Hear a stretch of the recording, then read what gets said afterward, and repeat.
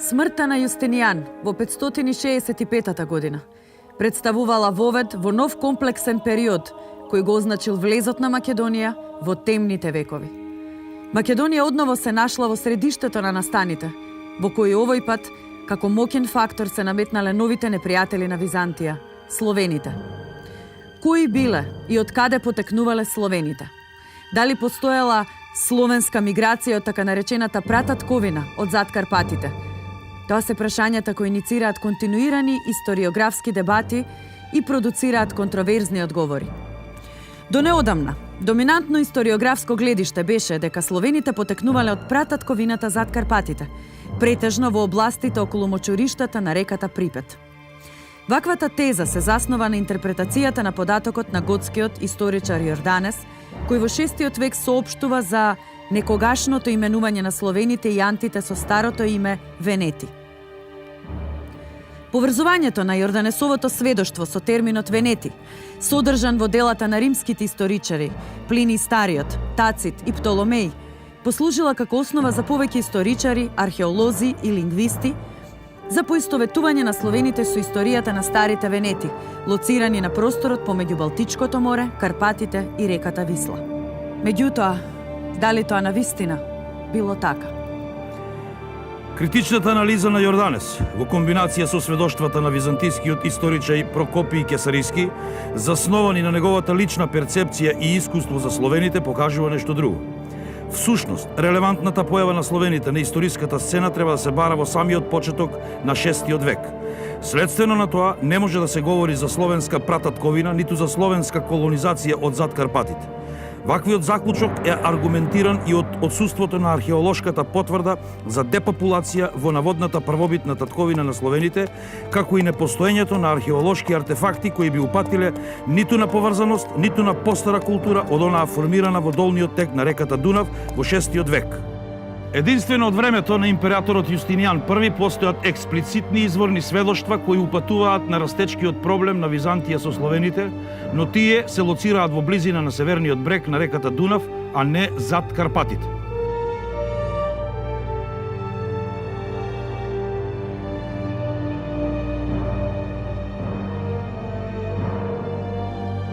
Смртта на Јустинијан I отворила ново поглавје за историјата на Балканот.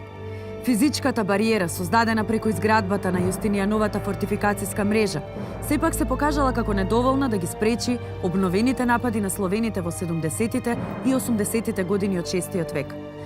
Затоа посебно придонела воспоставената доминација на аварите на просторот на Панонската низина, што значително ја променило констелацијата на силите на Балканот и влијаела иницирачки за словенските напади.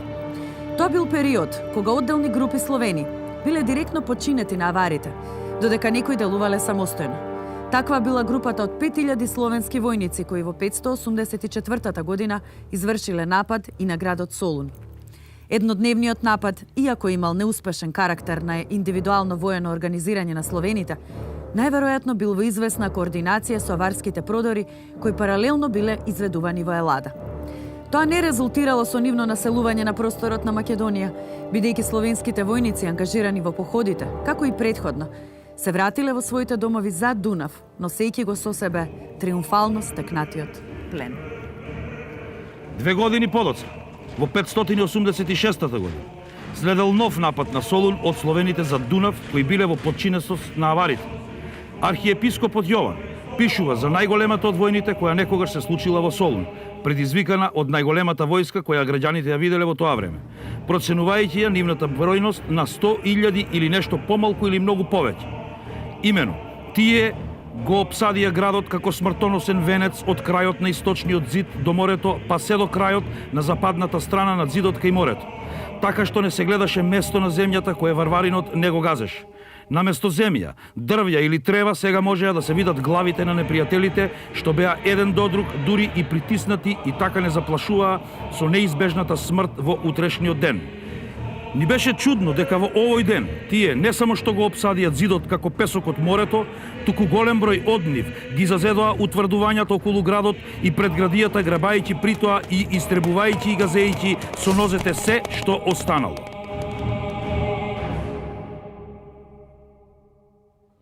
Тогаш не им беше потребно да направат околу градот окоп или насип, зашто ним окоп им беше непосредното сплеткување на штитовите допрени еден до друг, а пак насип маса од живи тела сплетена како мрежа.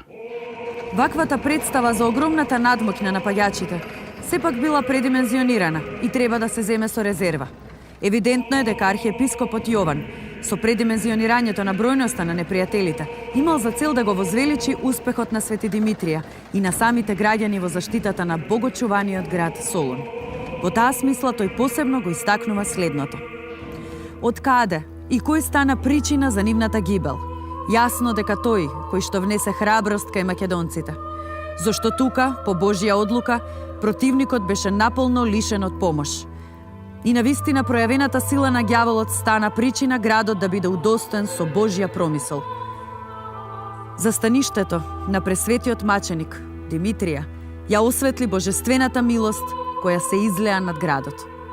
Сведоштвото на Јован открива уште еден клучен сегмент од историјата на Македонија, бидејќи представува редок пример на директно пренесување на идентитетската представа за граѓаните на Солун, и тоа изворно од самата нивна средина. Станува збор за највисокото црковно лице со неспорен авторитет и предводник на одбраната на градот, кој го одразувал тогашното индивидуално и општо сознание за групната идентификација на мнозинството граѓани како македонци. Директното признание кое архиепископот Јован им го дал на македонците за заштитата на Солун имало и друга димензија, во контекст на нивната мобилизација за одбраната на градот, а во услови на континуирани закани од надворешните непријатели. Поврзувањето на македонците со Свети Димитрија и неговите чудотворни способности имало и инспирирачка функција за граѓаните преку креираната представа за континуираната присутност на светецот како заштитник на градот. Сето ова влијаело Свети Димитрија да стане интегрален дел од македонските традиции и нераздвоен сегмент од идентитетот на солуњаните во текот на средниот век. Византиските автори за Панаѓурот, кој се одржувал во 12 век, во чест на Свети Димитрија во Солун, велеле дека е величенствена македонска веселба и дека на неа се собира народ не само тамошниот македонски, туку секаков и од секаде. Византијска сатира Тимарион.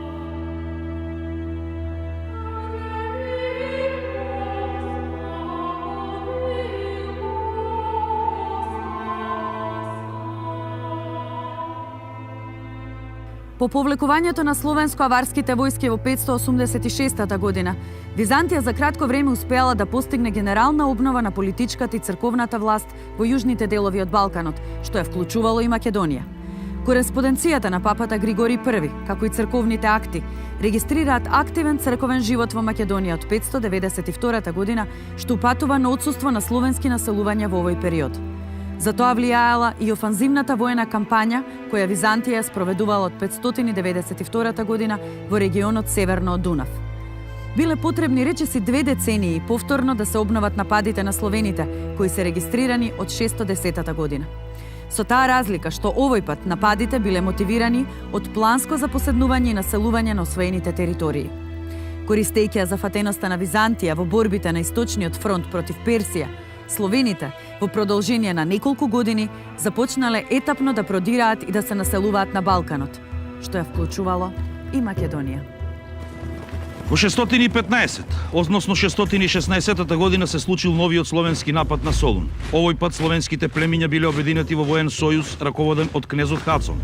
Солун и овој пат останал несовладлив за словените додека граѓаните успеале да го заробат и самиот Хацон. Анонимниот автор на втората збирка од чудата на Свети Димитрија ја разоткрива и епизодата дека видни личности во градот го сокривале Хацон од граѓаните. Ваквата постапка говори за рано воспоставената комуникација и интеракција помеѓу солуњаните и словените од околината на градот, која евидентно се одвивала помеѓу елитите на двете страни. Меѓутоа, мошне брзо Хацон бил пронеден и убиен со каменување од разгневените солунчанки. Неуспешниот карактер на нападот говори за недоволниот воен капацитет на словените кои во овој период ја нацелувале по широката околина на Солун, како и за лабавото единство во рамките на војниот сојуз. Тоа било причината за брзото пропаѓање на првиот обид за обединување на населените словени на просторот на Македонија, чишто главен мотив било преземањето на богатиот македонски град. Во врска со овој напад за прв пат се споменува и интенцијата на словените по освојувањето на Солун да се населат во градот, носејќи ги со себе и семејствата. Ваквата забелешка во чудата на Свети Димитрија имплицира дека во изминатиот период словените постепено се утврдиле на дел од територијата на Македонија, концентрирајќи ги своите населувања во пошироката околина на Солун. Меѓутоа, фактот дека ваквите планови експресно пропаднале со ликвидацијата на Хацон упатува на отсуството на посериозно ниво на политичко организирање помеѓу населените Словени на просторот на Македонија. Токму овие фактори ги навеле словените да побараат помош од аварскиот Хаган, од кого обезбедиле воена и логистичка помош. Следала опсежна копнено-морска опсада на Солун во 680 година од страна на словенско-аварската војска, која се одвивала во тек на 33 дена. Меѓутоа, силниот отпор на граѓаните, обезбедените залихи на жито и разни видови на храна, како и протокот од море биле фактори кои го предодредиле неуспехот и на оваа опсада. Пресудно за неуспешниот исход било повлекувањето на аварите по постигнатиот договор со солунјаните, кои евидентно ја сочинувале ударната воена сила на мешовитите војски. Губењето на воената моќ на аварскиот Хаганат, која уследила по 626 година, имало силен ефект врз военото организирање на Балканот. Како резултат на тоа настапил релативно мирен период во Македонија, кој што траел неколку децении. Единствено во 30-тите години од 7 век е регистрирана неуспешната инцидентна намера за словените, кои се наоѓале во близина на Солун да навлезат во градот по земјотресот кој причинил оштетување на дел од внатрешните ѕидини. Настапувањето на повеќе деценискиот мирен период во Македонија го овозможил процесот на коегзистенција и интеракција помеѓу населените Словени и домородните македонци.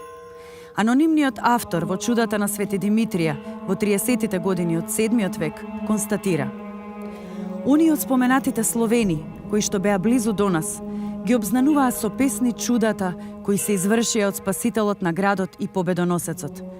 А речиси секоја година, градот се собираше спокојно во храмот, спасител на душите на својот покровител, откако ги спомнуваше со химни тие неискажани чуда, со радост обзнанувани и од варварите. Овие изворни сведоштва упатуваат на фактот дека култот на Свети Димитрија меѓу словените населени во околината на Солун започнал да продира уште во 30-тите години од 7 век. Ваквиот религиски процес на интеракција може да се идентификува како првобитна етапа од процесот на христијанизацијата на словените во Македонија. Општо земено, непосредните изворни сведоштва од Македонија говорат за воспоставената коегзистенција и интеракција која се одвивала на повеќе нивоа помеѓу самото население и помеѓу елитите. Тоа пак го овозможило процесот на симбиоза помеѓу населените Словени и домородните македонци, во кој силен фактор имале македонските културни и религиски традиции. Овој процес бил овозможен и од фактот што во немоќ воено да се справи со новите непријатели, Византија пристапувала кон стратегија на воспоставување на договорени односи со елитата на склавините кои постепено се формирале на просторот на Македонија. Требало да поминат 5 децении за да се нарушат ваквите односи во Македонија. Причината за тоа било издигнатото ниво на воено-политичко мобилизирање на македонските склавини во 70-тите години на 7 век, во што посебно истакната позиција имал кралот Рекс на моќната склавинија на ринхините Пребонт. Тој бил обвинет од солунскиот префект за подготвување на злонамерен план и заговор против Солун, а пак како реакција на заробувањето на Пребонт од страна на византиските власти дошло до мобилизирање на елитата на рихнинската и стримонската склавинија. На ова веднаш следела директна средба помеѓу словенските пратеници и солуњаните, која резултирала со заедничка петиција до византискиот император Константин IV за ослободување на Пребонт. Воспоставувањето директни преговори помеѓу Константин IV и делегацијата од словените, на која биле присутни и представници на солуњаните, го илустрира континуираното ниво на меѓусебна комуникација, но и сериозноста со која Византија пристапила кон политичкото организирање на македонските словени. Тоа се потврдува и со општиот аларм кој настанал во византискиот двор по двете бегства на Пребонт од заточеништво, пошто следела и неговата ликвидација. Ваквиот чекор на Византија разбирливо го предизвикал револтот на ринхините и стримонците, кон кои се приклучиле и сагудатите, што резултирало со формирање на воен сојуз за опсада и напад на градот. Следела двогодишна исцрпувачка блокада на Солун, која била насочена кон пресретнување на секаква помош во луѓе и храна. Тактиката се покажала како правилна, бидејќи постојаните пресретнувања, убивања и воени повици, како и неописливата глад кои завладеале во Солун, се одразило и врз масовното преминување на граѓаните кај варварите. По извршените подготовки, кои вклучували изработени обсадни справи од самите Словени, конечно на 25 јули 677 година следел и директниот напад на градот од море и копно. Наспроти сојузувањето за напад на Солун, во кој учествувале ринхините, стримонците, сагудатите, кон кои се приклучили и драговитите, уште на самиот почеток на опсадата, било јасно дека и овој напад ќе заврши неуспешно. Пројавеното неединство по повлекувањето на стримонците во последен момент, меѓусебните караници, како и ликвидацијата на дел од водачите, биле фактори кои го предодредиле неуспехот на опсадата. Во меѓувреме во Солун пристигнала и храната обезбедена од велегезитите од Тесалија, што дополнително ја осигурала безбедноста на градот. Мобилизацијата на македонските склавини и политичките тенденции манифестирани при сојузувањето за освојување на Солун, посебно на рихнините и стримонците, ја навело Византија за прв пат да преземе посериозна интервенција во Македонија.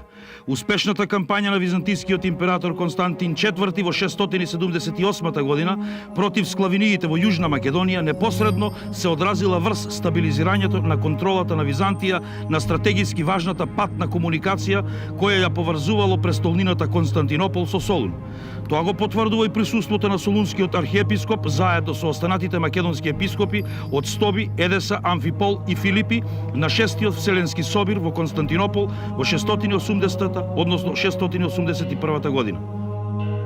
Тоа е време кога на просторот на Тракија се етаблирала новата воена сила – бугарите. Формирањето на новата бугарска држава и нејзиното признавање од Византија во 681 година значително е променило констелацијата на силите на Балканот. Ваквиот развој на настаните извршило суштинско влијание врз воената стратегија на Византија, која го фокусирала својот интерес кон утврдувањето на позициите во југозападна Тракија и во Македонија. Византискиот двор имал за цел да го оневозможи ширењето на бугарската држава кон Македонија, како и да го заштити стратегискиот појас долж комуникацијата Константинопол-Солун. Ваквата нова византиска стратегија непосредно се одразила врз оневозможувањето на оформувањето на независен и кохерентен политички ентитет на територијата на Македонија, наспроти пројавената воено-политичка мобилизација и тенденциите за обединување помеѓу македонските склавинии. Сепак, поради неможноста за воспоставување директна воена контрола во Македонија, Византија до одреден степен продолжила да го толерира политичкото организирање на дел од македонските склавинии под раководство на своите лидери, со таа разлика што дел од нив го признавале формалниот суверенитет на Византија, додека дел од нив делувале сосема независно. Прибегнувањето кон ваквата стратегија на Византија е индикатор за неможноста на наметнување на постабилна контрола во Македонија. Раководен од ваквите мотиви, византискиот император Јустинијан II се решил на посеопфатна воена кампања против склавинијата и Бугарија, која била реализирана во 688 година, односно 689. Продорот на Јустинијан II до самиот град Солун резултирал со заробување на мноштво словени, дел од нив покорени со сила, дел со договор за предавање. Триумфалното влегување на Јустинијан во Солун имало силен ефект меѓу граѓаните со оглед дека истото било одбележано со посвета во чест на Свети Димитрија, како и доделување на привилегии на Солунската црква. Ваквиот чекор на Јустинијан II ја илустрира намерата за обезбедување соодветна поддршка од солунските архиепископи со оглед на нивниот голем авторитет и влијание кај граѓаните. Директниот исход од кампањата на Јустинијан II било трансферирањето на околу 30.000 словени во Мала Азија во темата Опсикион. Евидентното ослабување на словенскиот елемент во регионот источно од Солун овозможило известно стабилизирање на позициите на Византија во Македонија. Тоа било посебно важно од аспект на позиционирањето во однос на бугарската држава и спречувањето на антиципираните експанзионистички планови во Македонија. Ваквата византиска стратегија се потврдила кога по поразот од бугарската војска на враќање од Македонија, Јустинијан II со голема итност наредил да се утврдат планинските приоди и клисури долж реката Струма. Византискиот император Константин Порфирогеним подоцна ја регистрира ваквата мерка на Јустинијан II и посочува дека наместо македонци во планините на Струма и приодите на клисурите биле населени словени во служба на Византија. Ваквиот чин ја демонстрирал решеноста на Византија за воспоставување цврста контрола долж регионот кај реката Стримон, која ја третирала како своевидна црвена линија со бугарската држава. Стратегиските импликации на ваквите мерки било јакнењето на одбраната кај реката Стримон, како и осигурувањето на безбедноста долж Вија Егнатија, како главна комуникацијска врска на Константинопол со Солун и со внатрешноста на Балканот. Индикативно е пак тоа што Константин Порфирогеним, пишувајќи од хронолошка дистанца, го поврзал иселувањето на македонците од регионот на реката Стримон не поради словенските напади, туку поради актот на императорот Јустинијан II од 688 односно 689 година, и во секој случај известно е дека трансферот на населението комбинирано со дипломатските мерки за воспоставување договорени односи со дел од македонските склавинии активно била применувана од Византија во услови на неможност за воспоставување постабилна контрола во Македонија. До крајот на 7 век Византија успеала да ја наметне војната власт во дел од регионот на Јужен Балкан, што било санкционирано со формирање на воените единици Темите во Тракија и Елада. Македонија не била опфатена со новото тематско уредување, што пак ја илустрира неможноста на Византија да го валоризира војното присуство и да ја наметне перманентната власт над македонските склавинии.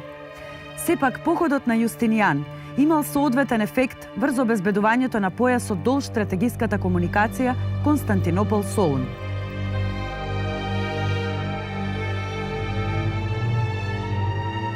Тоа се потврдува и од присуството на македонските епископи на црковниот собор во Константинопол во 692 година, меѓу кои бил и епископот на Стоби. Тоа го означило и воведот во релативно мирниот период кој настапил во Македонија, кој се одржал до средината на 8 век. Евидентно дека во услови на немоќ на воспоставување цврста воено-политичка власт, Византија продолжила да го толерира екзистирањето и политичкото организирање на македонските склавинии, доколку истото директно не ги загрозувало незините стратегиски интереси, посебно во контекст на военото позиционирање кон Бугарија. Тоа било условено и од континуираниот процес на мирната коегзистенција и интеракција кој се одвивал на просторот на Македонија. Станало евидентно дека придобивањето на елитата на склавиниите и воспоставувањето на договори, а не воените походи, имало најголем ефект во однос на реализацијата на интересите на Византија. При тоа, комуникацијата помеѓу елитата на склавиниите со елитата на солуњаните, што несомнено било случај и со другите македонски градови, имало клучно влијание во регулирањето на меѓусебните односи.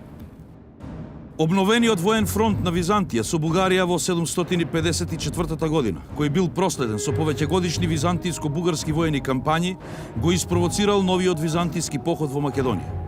Сеопфатниот поход во 758, односно 759 година, кој го извршил императорот Константин Пети Копроним од 741 до 775 година, против македонските склавинии, бил во директна корелација со стратегиското позиционирање на Византија во воените судари со Бугарија.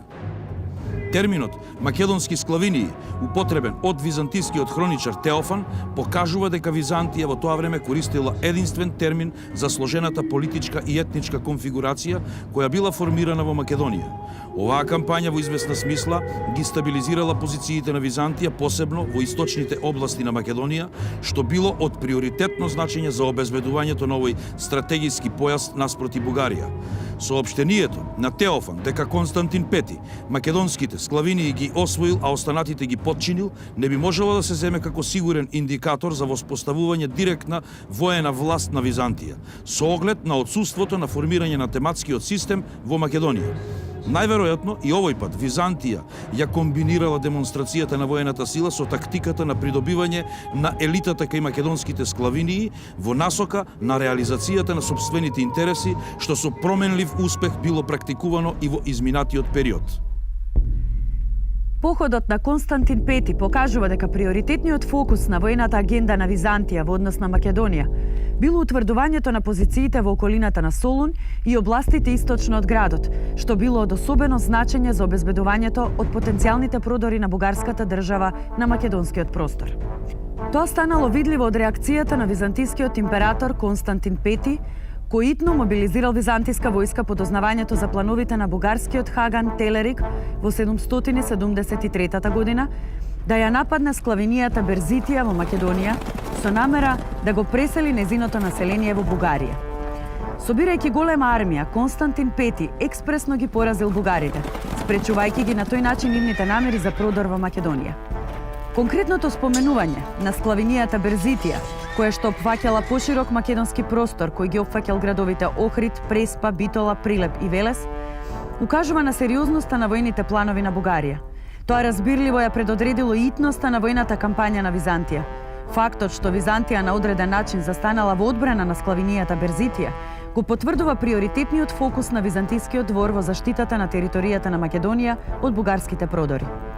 Експанзионистичките планови на Телерик во Македонија воедно упатуваат на отсуство на тенденции за сојузување на македонските склавинии со Бугарија.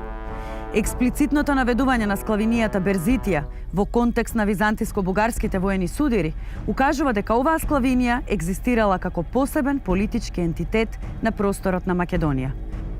Незиното екзистирање евидентно било толерирано од Византија, што најверојатно се должало на формализираните односи со елитата на оваа македонска склавинија. Византија не го толерирала независното политичко организирање на склавиниите, доколку тоа непосредно ги загрозувало незините стратегиски интереси. Теофан во 783 година го регистрира походот на логотетот Ставрикии, кој со голема војска интервенирал против склавиниите, напредувајќи до Солун и до Елада, подчинувајќи ги сите и принудувајќи ги да плаќаат данок за империјата. И овој пат Византија во контекст на македонските склавинии ја применувала проверената тактика на манифестирање на воената супериорност за принудување на елитите на постигнување договор или за почитување на претходно склучените договори со кои била санкционирана нивната даночна обврска кон империјата. Индикативно е што овој поход, кој засегнал и дел од територијата на Македонија околу Солун, како и походот на Константин Пети во 758 година, односно 759, следеле веднаш по обновувањето на воените судири со Бугарија и тоа дополнително ја потврдува приоритетната воена агенда на Византија, која била насочена кон поефективното стратегиско позиционирање во Македонија во однос на бугарската држава. Со таа разлика што овој пат Византија била воено подготвена за да интервенира и во воспоставувањето на воената контрола во регионот јужно од Солун. Тоа се потврдува од директниот ефект од походот на Ставрикии кој резултирал со утврдувањето на византиската власт во делови од Западна Тракија, Хелада и Пелопонес. Соодветен ефект за Византија бил постигнат и во Западна Тракија, каде воените кампањи на стратегот на Тракија ја прошириле директната контрола на Византија до областите на Стримон. Тоа пак создало услови за формирање на нова тема именувана како Македонија, која било реализирано во периодот 790 година до 802. Иако го носела истоветното име, оваа тема не ја опфаќала историско-географската и етничка територија на Македонија, туку била лоцирана во Западна Тракија со седиште во Адрианопол, денешен Одрин. Именувањето на темата Македонија и нејзината локација, непосредно до македонската територија, ја рефлектирала намерата на Византија за скорешно воспоставување воено-политичка доминација на територијата на Македонија. Тоа пак имплицира дека во услови на отсуство на капацитет за наметнување директна воена контрола во Македонија, која би била санкционирана со тематското уредување, Византија се решавала на одржување на специфичните договорени односи со елитата на македонските склавинии. Евидентно, Византија во овој период била принудена да се задоволи со задржувањето на Солун под своја контрола, како и со обезбедената копнена комуникација од Константинопол до Солун. Нестабилноста на византиските позиции е илустрирана и со епизодата со Акамир, архонтот на словените од Велзитија, Велеги Зитија во Тесалија, кој располагал со толкава моќ за да се инволвира во заговорот против императорката Ирина за ослободување на синовите на Константин Пети од заточеништво и прогласување на еден од нив за император. Независно од неуспешниот исход кој резултирал со ликвидација на Акамир, оваа епизода упатува на растечкото политичко влијание и улогата на елитата на склавиниите, кои имале капацитет за вмешување и во меѓудинастичките пресметки во Византија. Ваквото ниво на политичко организирање несомнено било присутно и кај дел од македонските склавинии, но тие немале посериозни политички импликации за Константинопол за да бидат регистрирани во изворите од овој период. Во секој случај, Византија во наредниот период го фокусирала својот воено-дипломатски потенцијал за спречување на сите обиди за политичка мобилизација кај македонските склавинии, а кои можеле да ги загрозат незините интереси. Тоа ја предодредило и византиската иницијатива за воспоставување на директна контрола во Македонија. Ваквата тенденција на Византија несомнено била диктирана и од јакнењето на бугарската држава, што ги довело Византија и Бугарија во директна конфронтација за доминација во Македонија. Ваквите околности негативно се одразиле врз политичкото обединување на македонските словени, што го невозможило создавањето на кохерентен политички ентитет на територијата на Македонија. Сепак тоа не го попречило процесот на меѓусебна интеракција и симбиоза помеѓу домородните македонци и словените, кој активно се одвивал во изминатиот период, под силно влијание на македонските културно-историски традиции. Изворно посведочениот континуитет на македонците и нивната директна поврзаност со територијата на Македонија како носители на историско-културните традиции имал значителна рефлексија во процесот на групната идентификација на населените словени кој се одвивал во македонската територија од 7 век. Независно од трендот кај византиските извори да го демонстрираат рушителниот карактер на населувањето на словените на Балканот, што секако било рефлексија на губењето на византиските позиции, критичката изворна анализа во комбинација со археолошките наоди укажуваат дека словенското население не представувало масовна колонизација со капацитет целосно да ја смени етничката слика на Балканот, иако бил неспорен силниот демографски капацитет на словенскиот етнос. Најновите историографски трудови го констатираат неспорното влијание на домородното население врз процесот на креирањето на идентитетот на населените словени на Балканот. Во таа смисла, во Чудата на Свети Димитрија, сосема јасно е илустриран раниот процес на взаемната интеракција меѓу елитата на склавиниите и на солуњаните. Ваквите сведоштва покажуваат дека уште во првите децении од 7 век настанал етапен процес на заемна културна интеракција, коегзистенција и симбиоза помеѓу домородното македонско население и словените населени во Македонија. Ваквата состојба го овозможило и пренесувањето на македонските традиции во рамките на процесот на акултуризација кој настапил од 7 век.